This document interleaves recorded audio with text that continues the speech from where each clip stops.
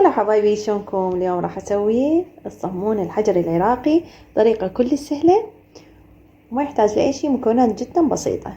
احنا هنا مو بالعراق، عمي انتوا ليالكم اهل العراق تطلعون راس الشارع بتشترون صمون وتجون. احنا هنا اماكن بعيدة على مود يتوفر عندنا الصمون الحجري، لهذا راح اسويه بالبيت.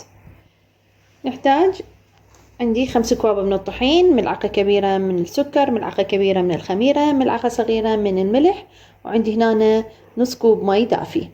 راح أضيف بنص كوب المي الدافي ملعقة السكر وملعقة الخميرة وأخلطهم سوية. خلطتها بالشكل هذا، راح أتركها إلى أن تتضاعف. عندي هنا عندي الطحين، راح أضيف وياه الملح لين أنساه. اتركها 10 دقائق وارجع لكم. هسه هنا الخميرة شوفوا شلون تفاعلت عندي. هنا عندي الطحين والملح، راح اضيفهم بالعجانة.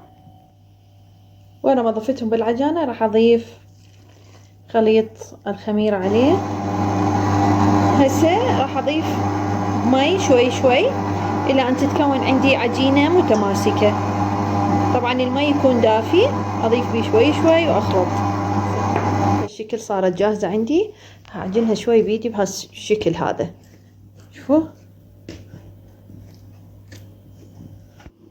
هسه راح اترك العجينة ترتاح عندي فد ربع ساعة وارجع لها، خليكم وياي.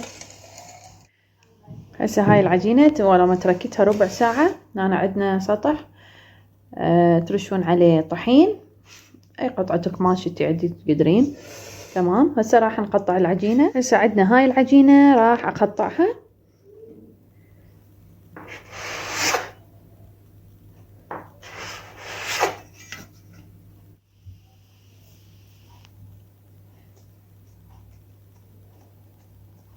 بدي اشوفكم.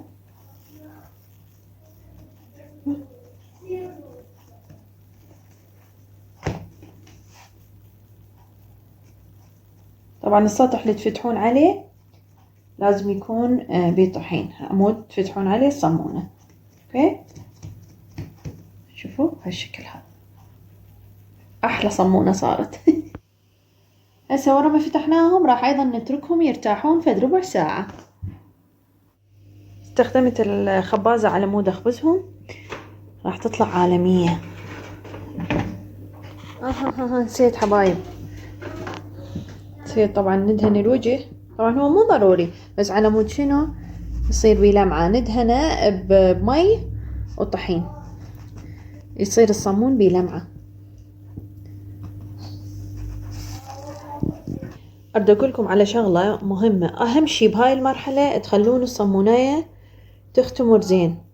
أوكي، يعني خلوها تختمر زين. شوفوا تصير هيك مثل القطن تهفت.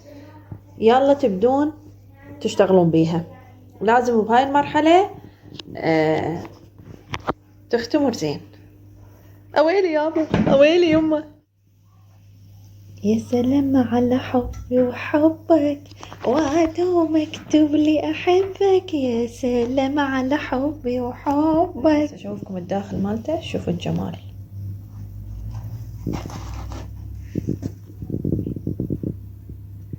أتمنى عجبكم. باي باي.